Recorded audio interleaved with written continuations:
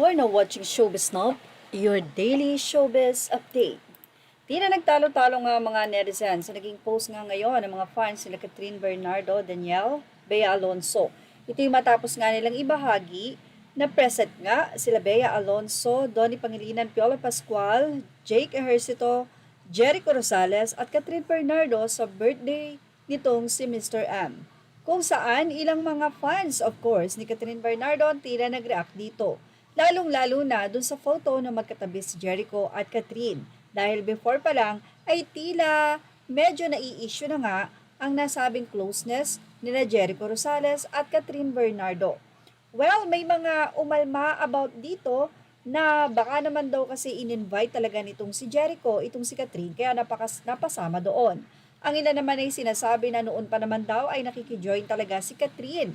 Kaya lang ngayon ay mas malaya na ito dahil single at desisyon na nga niya kung pupunta siya or hindi. Unlike before, na kailangan siguro ay magpaalam siya kay DJ.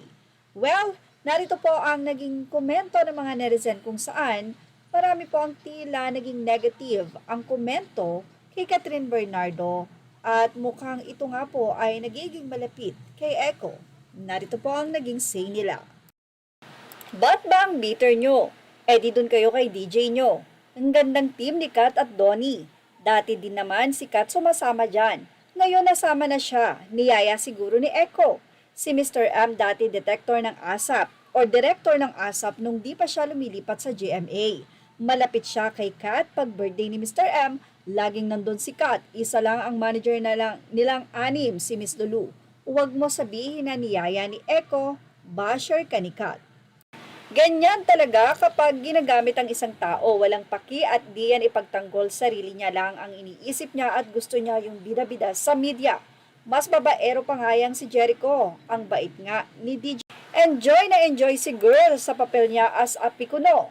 Basta mahalaga, mahal natin si DJ. Nako, nakabantay si Echo bawat post ni Paawa. Tapos may bagong post doon din si Echo. Nako, parang si Paawa ang lalakero. Sorry, tapos suot palagi kita ang likod na dati disente. Ngayon, grabe, maling paraan ang pag-move on. Hanggang ngayon ay nasasaktan pa rin ang mga fans nila Danielle at Catherine at alam natin na nahati talaga. May team Danielle, may team Catherine Bernardo. Pero syempre, hindi natin maiaalis na ang bawat fans ay magkaroon ng kani-kanilang sentimiento para sa dalawa. Well, ano masasay nyo about dito? Siyempre, ang inyo pong opinion ay mahalaga sa amin kaya naman importanteng ito ay ilagay sa ating comment section. Images are all credit to the rightful owners and thank you for watching Showbiz Now.